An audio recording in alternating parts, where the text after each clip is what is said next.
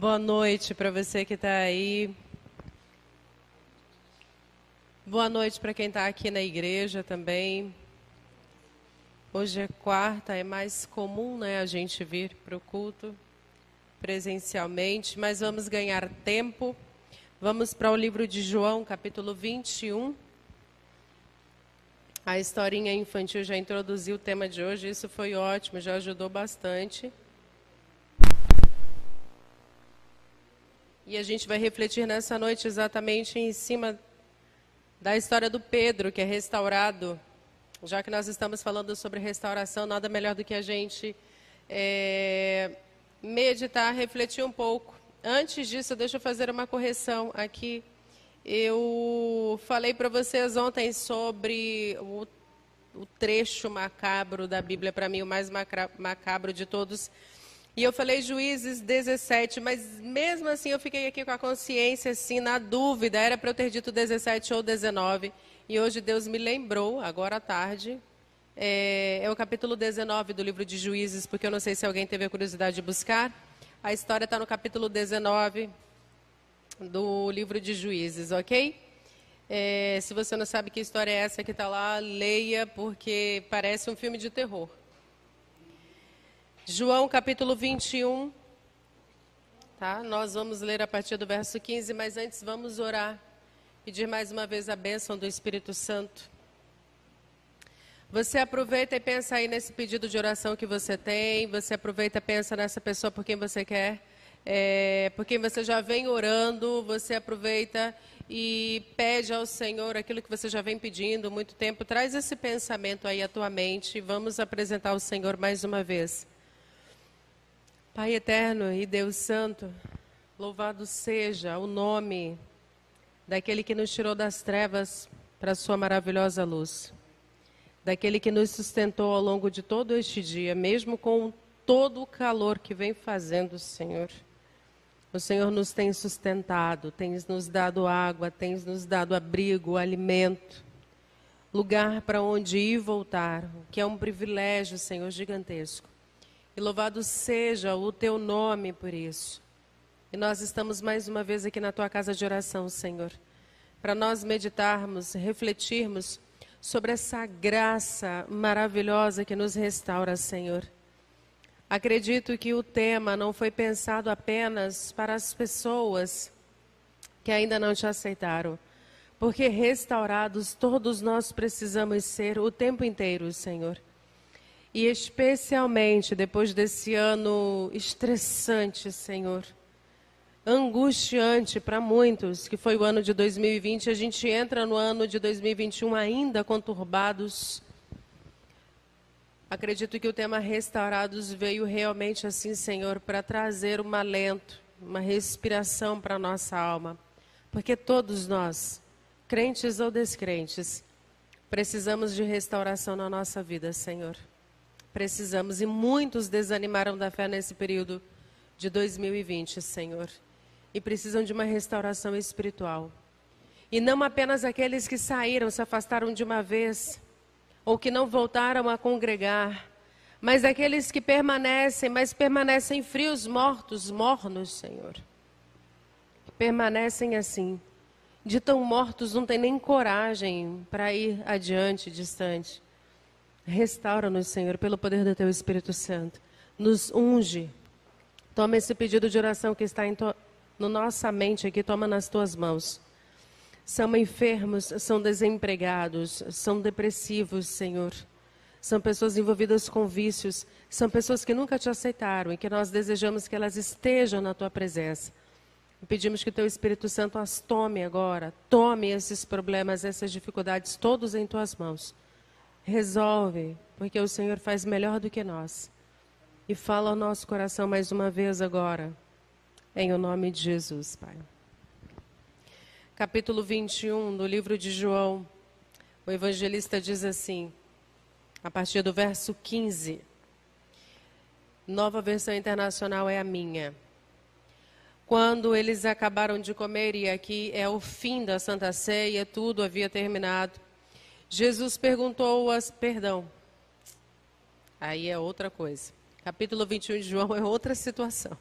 A gente ainda vai tocar nessa questão da Santa Ceia. Quando acabaram de comer, Jesus perguntou a Simão Pedro: Simão, filho de João, você me ama mais do que todos esses outros? Sim, Senhor. O Senhor sabe que eu te amo, respondeu Pedro. E então Jesus disse: toma conta das minhas ovelhas. E perguntou Jesus por uma segunda vez: Simão, filho de João, você me ama? E Pedro respondeu: sim, Senhor, claro, eu te amo. E Jesus respondeu novamente. Responde para Pedro: toma conta das minhas ovelhas. E Jesus então pergunta uma terceira vez para Pedro: Simão, filho de João, você me ama? Então Pedro ficou triste, porque Jesus perguntou pela terceira vez se ele o amava. E Pedro respondeu: Senhor, o Senhor sabe absolutamente tudo. O Senhor sabe que eu o amo. E Jesus então ordena: toma conta das minhas ovelhas. Amor, ou falar de amor, se a gente for fazer um passeio pela história da humanidade, não há tema mais falado em todos os tempos, em todas as épocas, em todas as artes. Na música, na literatura, na pintura, no cinema, na TV. Amor é o tema mais falado, mais cantado, mais exaltado, mais louvado e mais mal interpretado da história. Com relação aos sentimentos humanos, amor não perde nunca, não sai nunca de moda, mas é o mais mal interpretado. Quando Jesus pergunta 3 vezes aqui para Pedro, e a gente não vai discutir necessariamente a pergunta, mas a gente vai trabalhar, a gente vai partir desse ponto aqui, de Jesus ter perguntado 3 vezes para Pedro, afinal de contas, o que é que ele sentia, fazendo Pedro refletir sobre si mesmo, sobre os seus próprios sentimentos com relação a Cristo, com relação à obra que Cristo havia apresentado para ele 3 anos e meio antes. Jesus havia chamado para ser pescador de homens. E por 3 vezes Jesus faz essa pergunta para Pedro. Quem é esse Pedro aqui que Jesus precisa perguntar 3 vezes para ele? Se Pedro o amava, né? Pedro, tu me amas? Esse é um Pedro derrotado. Esse definitivamente não é o Pedro que vai ser apresentado aí no livro de Atos e no restante dos evangelhos. A pergunta mais importante que existe na Bíblia aqui foi feita exatamente a Pedro: você me ama? Porque essa pergunta que Jesus faz para Pedro, esse apóstolo icônico, muito significativo, é a mesma pergunta que dura aí mais de 2000 anos e que é feita a nós todos os dias. Porque todos os dias a gente deita amando Jesus e a gente acorda odiando Jesus. Por conta da ferinha que a gente falou que existe dentro de nós, que nós comentamos ontem, aquela fera que está aqui dentro. A gente deita dormindo, amando Jesus, a gente se deita amando. E a gente acorda odiando novamente, porque a natureza pecaminosa novamente tenta entrar em ação. E ao longo do dia, muitas vezes ela acaba vencendo. Esse Pedro que Jesus conversa com ele aqui e tem um particular. Os outros estão observando a verdade. Quem é esse Jesus aqui? Pedro primeiro, quem era Pedro, para a gente lembrar? Provavelmente é o apóstolo mais lembrado. Se você perguntar mesmo para incrédulos aí, mesmo para quem não conhece muito de Bíblia, dificilmente alguém não vai citar o nome de Pedro quando você perguntar sobre os 12 apóstolos. Pedro é aquele que pula na água, ele entra na água. Pedro é aquele que anda sobre a água. Pedro é aquele que se antecipa a todo mundo para falar. Pedro é aquele que puxa a espada para dizer: não, Senhor, pode deixar que eu te defendo. Pedro é esse homem impulsivo o tempo inteiro, tempestivo o tempo inteiro. Pedro é aquele que assume a liderança do grupo. Pedro é aquele que está disposto o tempo inteiro a proteger os seus, a tomar a frente. Pedro é aquele que tenta animar Jesus e diz assim: não, Jesus, para com essa história aí de que o Senhor vai morrer. Esquece isso aí. E aí é esse, ou para esse mesmo Pedro que houve uma dura repreensão, e Jesus diz assim: afasta-te, Satanás, porque você não conhece, não cogita, não compartilha dos planos de Deus. Pedro é aquele que lá na Santa Ceia fica curioso para saber quem é, Senhor, que vai te trair. Pedro é aquele que lá na Santa Ceia diz assim: eu nunca vou te trair. Eu dou a minha vida por ti. Esse é Pedro, o tempo inteiro. E ele era extremamente sincero, ele era muito convicto. Pedro é o típico exemplo de nós, cristãos do século XXI. Nós somos piamente crentes no nosso cristianismo, na fé que a gente professa. Quem sabe somos muito ousados para a gente também andar sobre a água. É Pedro. Pedro andou sobre a água, mas antes ele teve medo. Ele achava que Jesus era um fantasma e ele desafiou. Quero saber se você realmente não é fantasma. Quantos de nós temos nossos fantasmas também, os nossos medos? E queremos desafiar a Deus, queremos também andar sobre a água. Pedro é aquele mesmo que depois se afoga, que acaba mergulhando e desesperado, olha para cima: Jesus me socorre, Jesus joga uma boia, Jesus põe o colete salva-vida, Jesus... Porque se fosse eu estava agarrando as pernas, o pescoço, dizendo: tem misericórdia de mim, me tira daqui. Porque eu consigo me afogar até com um colete salva-vidas. Esse é Pedro. O típico exemplo de todos nós em algum momento da nossa história, da nossa caminhada.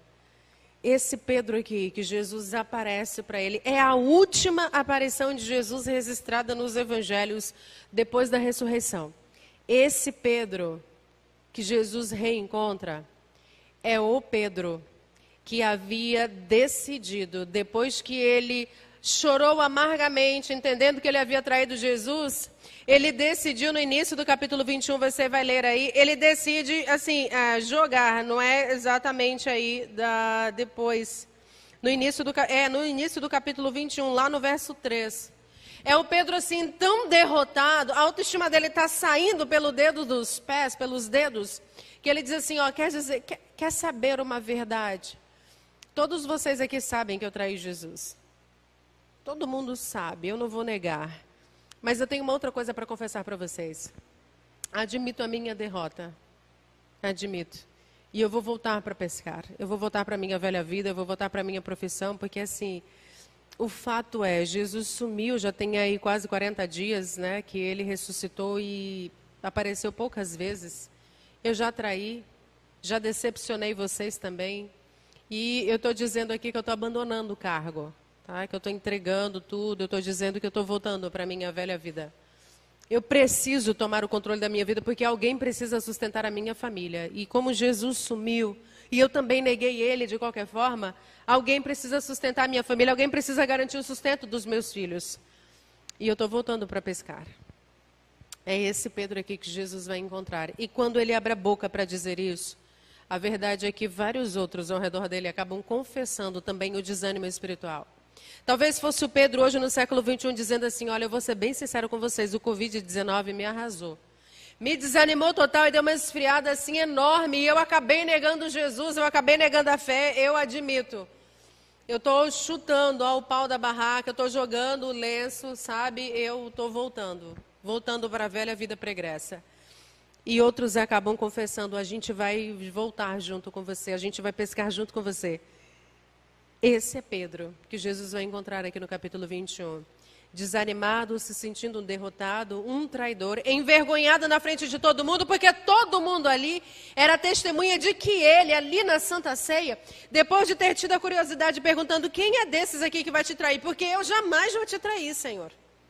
Jamais eu te traio, muito pelo contrário, eu sou capaz de dar a vida por ti. De fato, ele era, e ele deu a vida. Mas não esse Pedro aqui. O Pedro que deu a vida pela causa do Evangelho, a vida pelo nome de Cristo, que pediu inclusive para ser crucificado de cabeça para baixo. É o Pedro depois do Pentecostes. É o Pedro depois do derramamento do Espírito Santo. Não era ainda o Pedro conversando com Jesus aqui no capítulo 21. Esse é Pedro. E para a gente entender esse Pedro derrotado aqui, a gente precisa entender uma coisa, precisa refazer os passos da derrota desse Pedro. Como é que esse Pedro cai assim tão baixo? E por que que ele é o nosso reflexo? Por que que ele é todos nós representados aqui? Livro de Mateus, capítulo 26.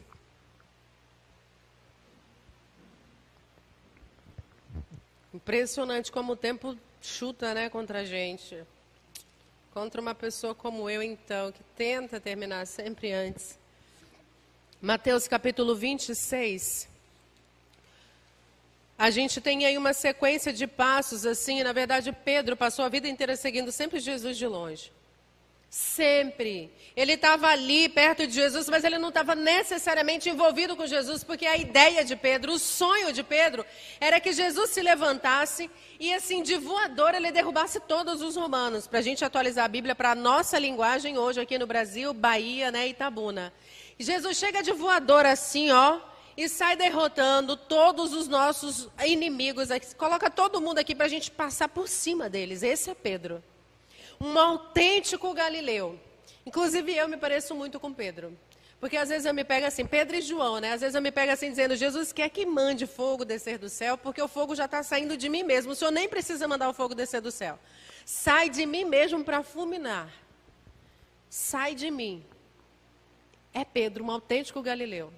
Sotaque, a brutalidade, o temperamento, às vezes assim rebelde, grosseiro, mas extremamente sincero, porque se tinha uma qualidade dos galileus, além da rudeza, era a sinceridade. Eram sinceros em tudo que fazia. Por isso, quando ele disse assim, Senhor, eu dou a minha vida por ti, ele estava falando a verdade. E quando ele puxa a espada lá no Getsemane, era Pedro de verdade. É o Pedro que defende. E quando ele negou, ele também foi sincero. Ele disse assim, eu estou com medo de morrer. Esse é Pedro. E nós somos ele. Em algum ou outro momento da nossa vida, ou a gente puxa a espada, ou a gente abre a boca e nega, ou a gente diz assim, não, eu consigo, pelo menos hoje, eu estou tão cheio do Espírito que eu sou capaz de dar a vida por Cristo agora, eu sou capaz de morrer agora por Jesus. Se o nosso cristianismo é sincero, nós somos esse Pedro aqui. Só que o nosso sonho, o sonho de Deus, e que deve ser o nosso sonho também, é sermos o Pedro de Atos. Depois do batismo do Espírito Santo. Mateus capítulo 26, versos 33.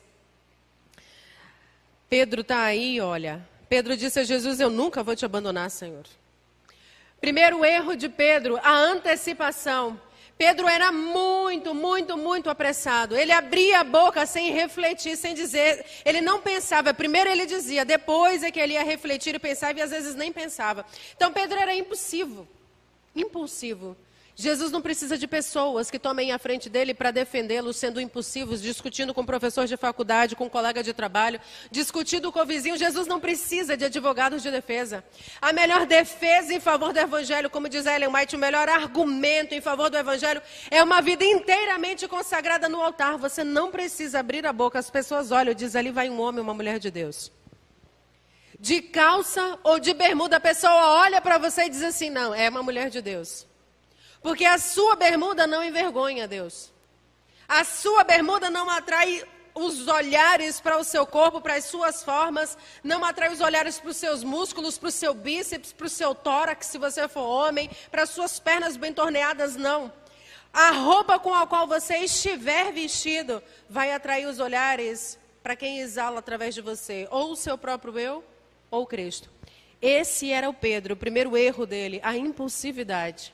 Aqui na Santa Ceia ele revela exatamente o tipo de temperamento que ele tinha. E ele foi extremamente sincero, não, Senhor. Esse foi o primeiro erro dele. Ele não deu ouvidos às advertências de Jesus. Eu afirmo para você, Pedro, que isso é verdade.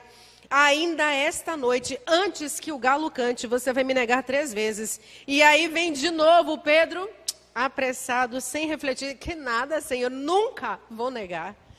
Eu nunca, olha, todos esses outros aqui, a Vitória, o Joelson, a Keila, eles podem te negar. Ó, Keila, com esses óculos não engana ninguém. Essa carinha bonitinha dela, não, Senhor.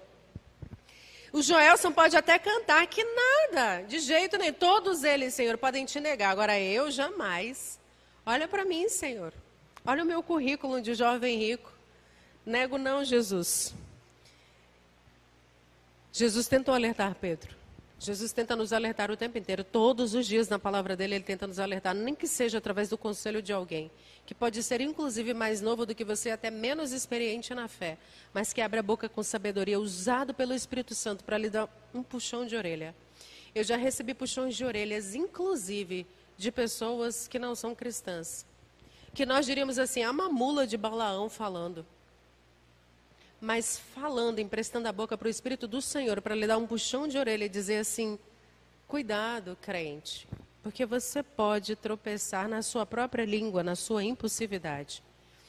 Segundo passo, Mateus capítulo 14, que não está exatamente na ordem, perdão, Marcos, não Mateus.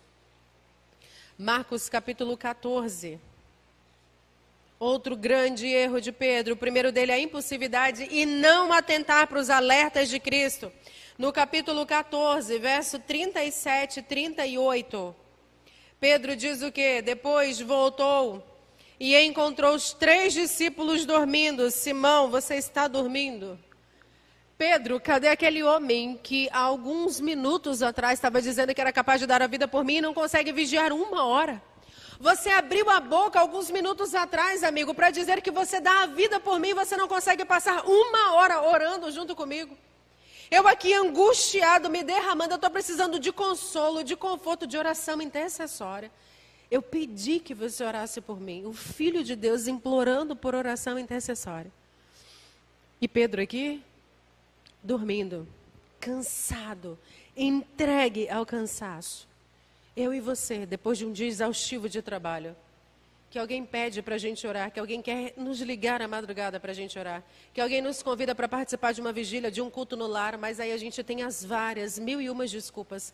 A gente está muito cansado, eu estou muito cansada, a minha cabeça está doendo. Eu confesso para vocês que eu não queria estar aqui. Eu queria estar dormindo. Eu estou acordada desde as 4h30 da manhã, desde segunda-feira. Todos os dias acordando às 4h30 da manhã, porque o culto do Fátima está acontecendo pela manhã. E como eu estou participando da gravação, para não chegar com cara de quem ainda não acordou, eu acordo 1 hora antes. Até para aquecer a voz também. Eu queria estar dormindo. Meu sentido está na cama. Só que quando eu chego em casa, o sono já foi. Eu levo 1 hora, 1h30 ainda para dormir. Essa sou eu, cansada. Pedro, você não consegue 1 hora vigiar comigo? Segundo passo, Pedro ignorou o poder, a necessidade de orar e vigiar. Porque Jesus ainda vai alertar a ele aí, olha, vigiai e orai, porque vocês não estão prontos para resistir à tentação. A carne é fraca, você precisa orar e vigiar. Você vai ver esse alerta de Jesus aí no verso 40. Perdão, no verso 38, vocês precisam vigiar e orar, e ele negligenciou vigilância e oração. Terceiro erro de Pedro, que o levou para a derrota cada vez mais baixo. Lucas capítulo 22, verso 54. Eu não costumo passear por tantos versos assim, mas eu estou tentando fazer isso para me manter dentro do tempo. Lucas capítulo 22, verso 54. Terceiro erro de Pedro, que vai levando cada vez mais para baixo, cada vez mais para baixo. Passos sucessivos para a derrota. 22, verso 54. Eles prenderam Jesus e o levaram até a casa do grande sumo sacerdote. E Pedro fazia o quê? Seguia Jesus de longe. Sabe por quê? Porque Jesus estava sendo preso, ou melhor, tinha sido preso, foi levado diante do Supremo Tribunal, do júri. Jesus estava sendo julgado. E as pessoas que poderiam condená-lo à morte eram aquelas que estavam presidindo o juízo. Quando alguma coisa ameaça a minha vida e a tua vida, não se engane. A tendência nossa é recuar. No máximo, a gente faz o que Pedro fez, de longe, às espreitas, às escondidas, para que ninguém saiba que nós somos crentes. Aí a gente se esconde nas sombras, as sombras de um cargozinho lá medíocre, ali no canto escondido, porque assim ninguém vai me incomodar com relação à questão do sábado. Eu me escondo ali o tempo inteiro ao fundo da sala, porque ali ninguém vai saber que eu sou crente e assim eu não vou ter problema com o professor. Eu me escondo em cima de uma lista de presença, pedindo a um colega que coloque o meu nome nas aulas da sexta-noite lá na lista de presença. Eu me escondo sob capas, eu me escondo sob aparências, seguindo sempre a Jesus de longe. porque eu não quero um compromisso, eu não quero ser identificado, me parecendo com ele. Eu não vou usar exatamente aquela roupa assim que vai dizer assim, puxa, vou usar uma expressão aqui que eu detesto, tá? E por isso me perdoe. É uma piriguete. Não, eu não vou usar essa roupa. Mas também eu não quero aquela outra que alguém diga assim o tempo inteiro que eu tenho cara de crente. Toda vez que eu uso aquela roupa, aí as minhas amigas, os meus amigos ficam fazendo desdém de mim, né? Ficam me zoando, dizendo assim, nossa, que cara de crente. Aí é crente, aí é o irmão, aí é a irmãzinha, não toca nele, não toca nela, não fala. E eu não gosto disso, a verdade é essa. Eu quero me parecer com as pessoas. As minhas roupas precisam se parecer com elas. A minha comida precisa se parecer com a delas. A maneira como eu falo, porque se eu falar um pouquinho diferente, esse negócio de falar só de Bíblia o tempo inteiro, vamos confessar, um extremismo. Né? E só Bíblia fica chato, a pessoa não gosta disso. Né? Então, assim, vamos esquecer esse negócio de Bíblia. A Bíblia fica para estudo bíblico, para a igreja.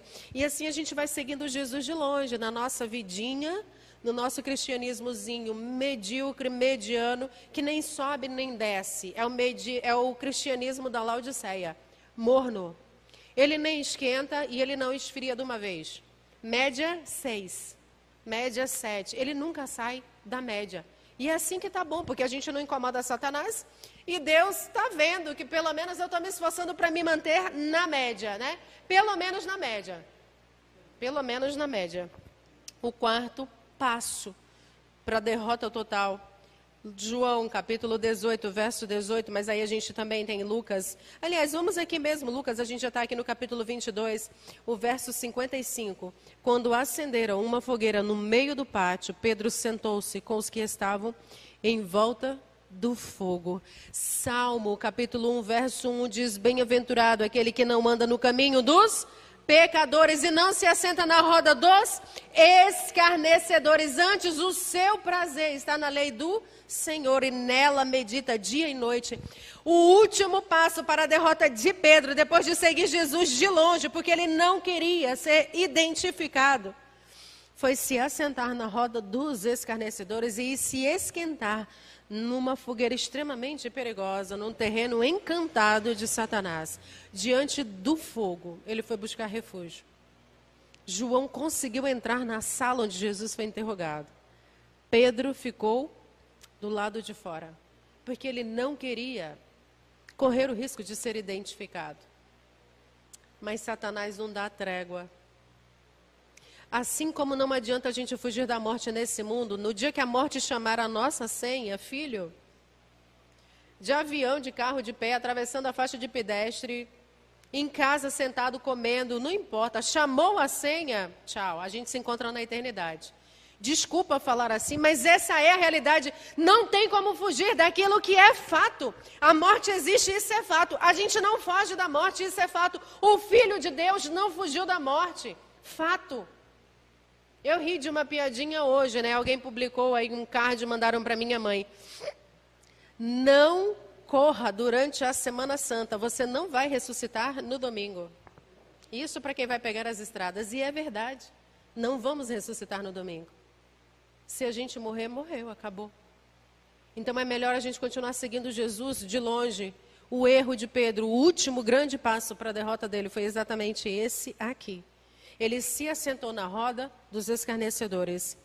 E não tem jeito. Foi denunciado, porque o jeito dele, a maneira de ele falar, tudo denunciava. Sabe aquela pessoa que se afasta logo da igreja, assim, nos primeiros dias ou nos primeiros meses? Eu não sei se alguém aqui assistindo já se afastou, se alguém aqui já teve seus momentos, assim, de termômetro espiritual, acusando uma hipotermia espiritual, sua temperatura muito lá embaixo, e alguém olhar para você, perceber que você está tentando forçar uma aparência que não é sua e dizer assim, cara, não adianta forçar não, velho. Tu é crente. Você tenta aparecer com a gente, mas não consegue não. Seu jeito é muito de crente, suas roupas é muito de crente, o que você fala ainda é muito de crente, ele denuncia. E mesmo que você tatuasse o seu corpo todo, você ainda levaria muitos anos, para dizer, vamos dizer assim, para tirar o ranço de crente de dentro de você. Talvez seja exatamente por essa consciência de que você não consegue tirar esse comportamento de cristão, de alguém que segue a Jesus, você não consegue tirar isso de uma vez, como uma roupa suja que você tira, joga lá e veste uma outra limpa. Ninguém consegue fazer isso. É que muitas pessoas, quando se afastam de Jesus, começam a forçar um processo de mudança muito rápido. Sai fazendo 1001 coisas para provar para si mesmo que conseguiu rasgar essa imagem de crente. Se entrega à esbórnia, se entrega à promiscuidade, à prostituição, começa a comer de tudo, se é adventista do sétimo dia, por exemplo, porque precisa se autoafirmar e provar para si mesmo: eu não sou isso. Eu tentei muitos anos viver esse cristianismo, mas eu não sou isso. Eu sou exatamente isso aqui. E ela acaba não se achando em lugar nenhum, ela não é nem uma coisa e nem outra. Completamente perdida. Ela sai enfiando um monte de piercings pelo corpo, um monte de tatuagem, ela vai para as baladas para isso, para aquilo, mas lá dentro, enquanto houver espaço, o Espírito Santo está trabalhando o tempo inteiro. E Satanás, até para desdenhar e até para aumentar a raiva de si mesmo, sempre vai mandar alguém para abrir a boca e dizer: ô criatura, tu não era crente, está fazendo o quê aqui? Alguém para estar metendo o dedo na ferida e lhe acusando o tempo inteiro. Eu não disse que não ia demorar muito e essa falsa capa, essa máscara de crente ia cair. Eu disse, sempre vai mandar, vai. Porque ele mesmo puxa o tapete e depois ele mesmo cospe na nossa cara. Ele nos exalta e depois ele mesmo cospe. Ele nos empurra com as próprias mãos. Ou nos usa a nós mesmos para fazer com que a gente se lance no abismo. Esse é Pedro, o último passo para a derrota dele. Se assentar na roda dos escarnecedores. Conheço muitos que entraram na UESC e não queriam se parecer com crentes. Porque a moda, porque o legal, porque assim, evitar a perseguição do professor é se parecer com os acadêmicos. É entrar na discussão na roda dos acadêmicos. Mas não adianta eu fugir dessas coisas também. Do tipo assim, não, eu vou devorar tudo, porque eu preciso discutir em pé de igualdade, como se eu fosse um Rodrigo Silva da vida. Filhinho, vai ser derrotado também. Vai. Se sua vida não é verdadeiramente de estudo, se você não é uma pessoa de leitura, se você não é uma pessoa de investigar, de pesquisar, quando o professor abrir a boca, ele lhe esmaga. Porque tem professor na UESC que leu a Bíblia muito mais vezes do que eu. Porque leu exatamente para escanear a Bíblia e achar o que ele considera como pontos fracos, para tentar puxar o tapete. Qual é a diferença entre ele e eu? É porque eu vivo nesse barco, tentando todos os dias dar o controle desse barco para Jesus. Fui derrotada lá dentro algumas vezes? Fui. Negando o nome de Jesus? Fui. Como? Abrindo a boca? Não. Calando a boca. Porque a gente não é derrotado só quando a gente abre a boca para alguém dizer assim: eu conheço você, você parece que é crente. Não, eu pareço crente. Não, de jeito nenhum. Você está enganado. Não, mas essa tua saia te denuncia, tu parece uma assembleiana, assim me disseram algumas vezes. Não, não é isso não. Não, você está enganado. Não, mas seu jeito, sua maneira de falar, eu percebi que você comeu, eu percebi que você orava. Ai, meu Deus, ele viu eu orando na hora do almoço, então amanhã eu tenho que lembrar de não orar na hora do almoço. Não, é calando a boca mesmo. Algumas vezes eu me calei. Achava assim, que não precisava discutir. Algumas vezes, de fato, era necessário não dar resposta. Respostas silenciosas, que você sabe assim, não vale a pena estar lançando pérolas aos porcos. Mas em algumas outras vezes, confesso para vocês que eu podia ter aberto a boca, mas eu preferi manter silêncio. O comodismo, deixar que escarnecedores desdenhassem ou falassem alguma coisa. Porque a gente nega de boca fechada também. A gente se recusa a fazer o papel de Cristo quando a gente se nega a defender os irmãos, as pessoas ao nosso redor, quando a gente se recusa a ajudar as pessoas, quando a gente mente para as pessoas. Aí a gente sai quebrando a todos os mandamentos em efeito dominó, um por um. Um por um. Abrindo a boca ou de boca fechada, a gente fatalmente, em algum momento, vai ou já traiu Jesus. Qual é o objetivo de Cristo, então? Voltando lá para o capítulo 21 de João, para a gente encerrar. O objetivo de Jesus. Depois que Pedro nega a Jesus as 3 vezes, quando o galo canta, que Pedro se recorda, talvez ele tenha dito assim, que, desculpa a expressão, droga. Que homem desgraçado. Eu abri a boca uns minutos atrás para dizer que eu era capaz de dar a vida por esse homem, e diante de uma mulher, eu nego o nome de Jesus. Eu digo que eu não conheço esse homem, que a mulher está louca.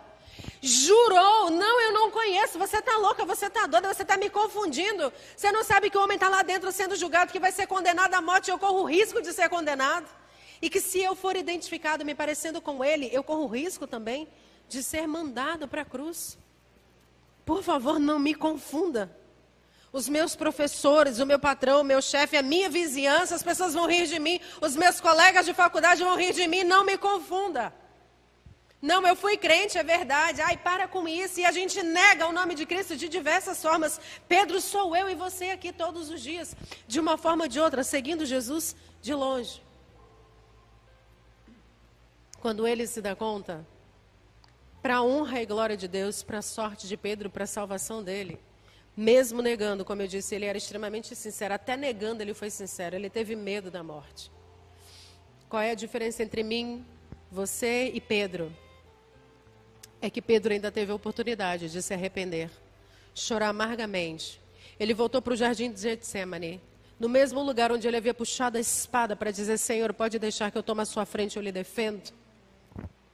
Ele voltou para chorar, dizendo assim, Senhor, que desgraçado que eu sou. Eu puxei a espada uns minutos atrás aqui, dizendo que ele defendia. E diante de uma mulher, diante de um homem até mais fraco fisicamente do que eu nego o teu nome, eu nego que eu te conheço. Chorou, chorou, chorou, desesperadamente ele chorou. Eu não sei se você já teve esse seu momento de chorar desesperadamente, como criança, em voz alta. Na minha casa a gente não tem muita privacidade. Mas já tive esses momentos assim de chorar mesmo em voz alta, de estar completamente sozinha, de chorar, chorar, chorar, chorar. Porque não tem coisa mais gostosa assim de alívio para a alma do que você conseguir chorar sem que ninguém chame teu nome do lado de fora, sem que ninguém bata a porta, sem que ninguém pergunte o que é que você tem. Não, você só quer chorar.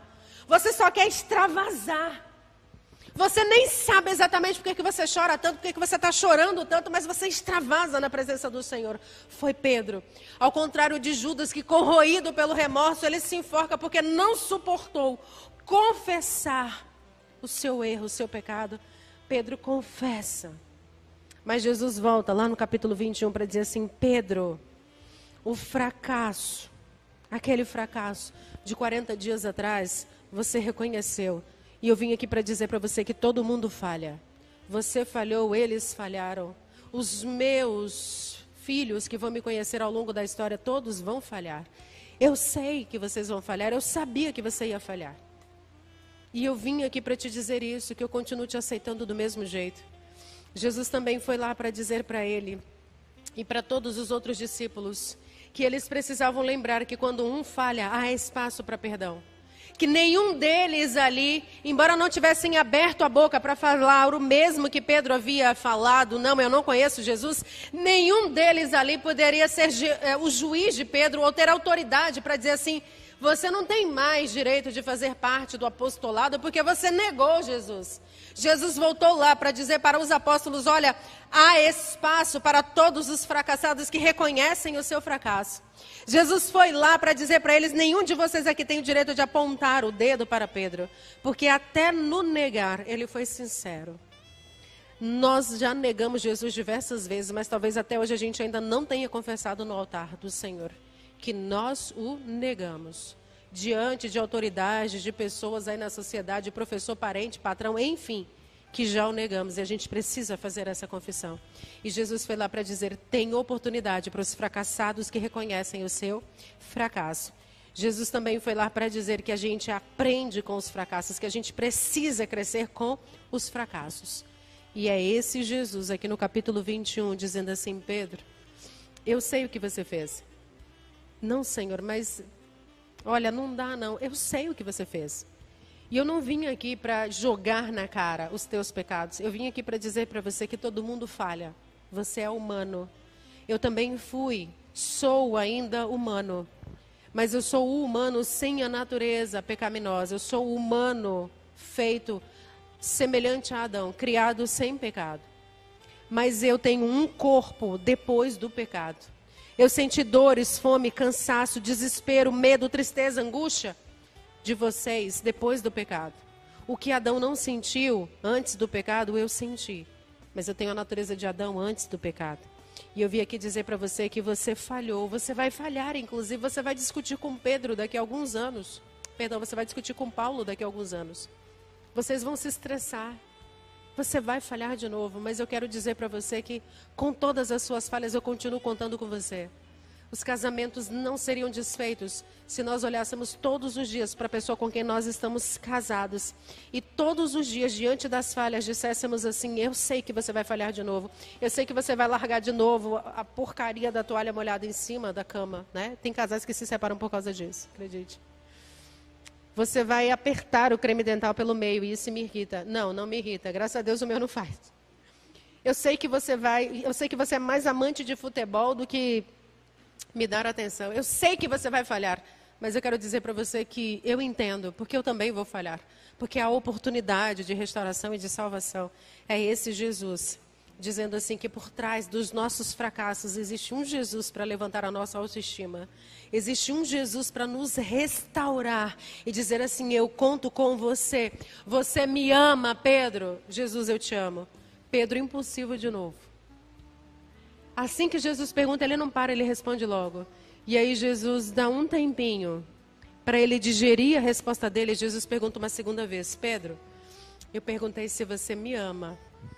Claro, Jesus, eu te amo. Então cuida das minhas ovelhas. Cuido. Pedro, só mais uma vez. Você me ama? Você notou que a resposta dele foi diferente? Por 3 vezes ele negou Jesus. 3 vezes Jesus pergunta para ele, porque ele precisava ter certeza do que ele estava dizendo e refletir sobre o que ele estava dizendo.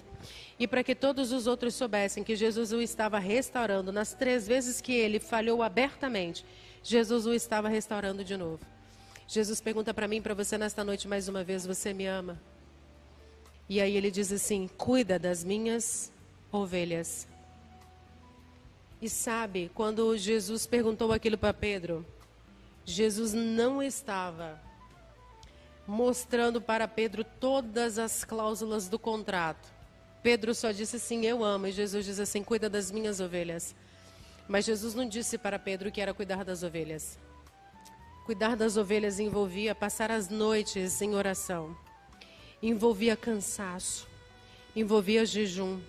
Envolvia lidar com pessoas endemoniadas.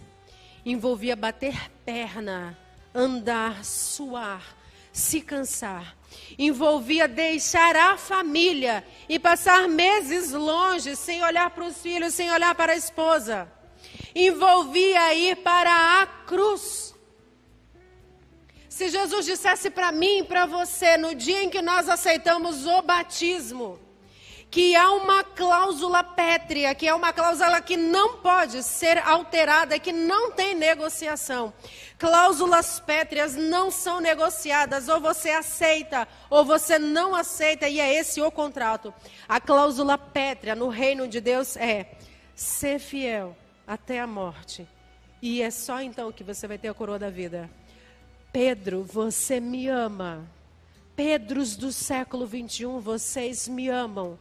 Porque a mesma cláusula pétrea de lá, Apocalipse capítulo 3, é a mesma cláusula pétrea ainda hoje. E o será até o último dia da história desse mundo. Ser fiel até a morte. Eu não estou dizendo que você não vai falhar. Eu estou dizendo permaneça fiel mesmo que você falhe. Mesmo que você negue o meu nome, permaneça fiel. Como é que eu, infiel, Senhor, posso permanecer? Como é que eu, negando, falhando, posso permanecer fiel? Eu sei que você vai falhar. Vai. Permaneça fiel. Faça o mesmo que Pedro fez todas as vezes em que você me negar. E se o pecado for oculto, deixa escondido. Se o pecado for público, confesse publicamente. Aceite a disciplina e depois religue os seus laços comigo e com a comunidade, mas seja fiel até a morte. Eu conheço pessoas que, mesmo disciplinadas, permaneceram muito mais ativas, muito mais fiéis, muito mais rotineiras no serviço na casa do Senhor, ou participando ativamente do serviço do culto, não à frente, mas nos cultos e nas atividades promovidas para a igreja, do que pessoas que nunca foram disciplinadas e se assentam no banco como mortos, zumbis espirituais, inertes na vida espiritual, que se assentam o tempo inteiro, 30, 40 anos no mesmo banco, no mesmo lugar, na mesma vidinha medíocre, sem crescer para lugar nenhum. Jesus prefere muito mais, o Rodrigo Silva repete isso direto, que Jesus prefere muito mais, Deus prefere muito mais a sinceridade de um homossexual do que a hipocrisia dos crentes dentro da igreja. Muito mais a sinceridade de um homossexual, de um drogado, do que a hipocrisia da maioria de nós crentes. Se falharmos, e vamos falhar, há oportunidade de salvação ainda. É só a gente confessar os nossos pecados e Deus nos restaura de novo, do mesmo jeito como Ele fez com Pedro.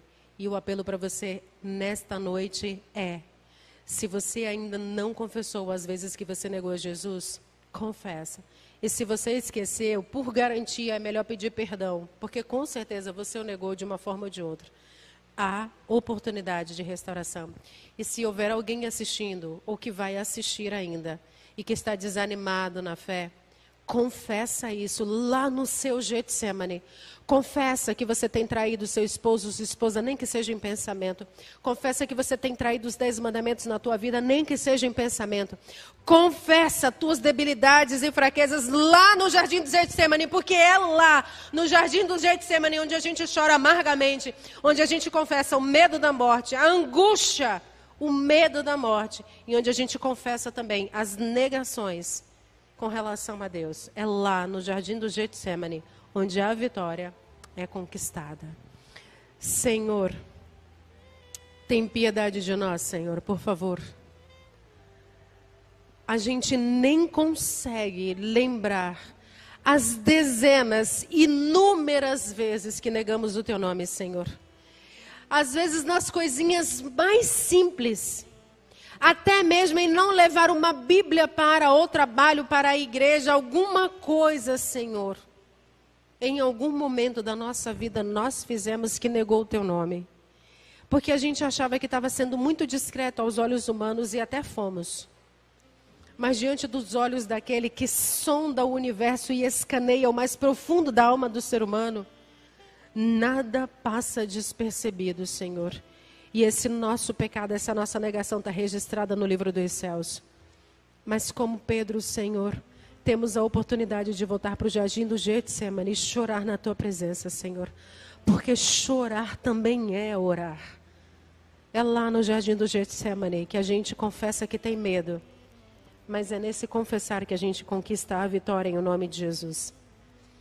Tem piedade, misericórdia de nós, do mesmo jeito como tiveste de Pedro, Senhor. E nos ajude a cumprir a cláusula pétrea, permanecer fiéis até a morte, para que recebamos a coroa da vida. Em o nome de Jesus. Amém, Senhor.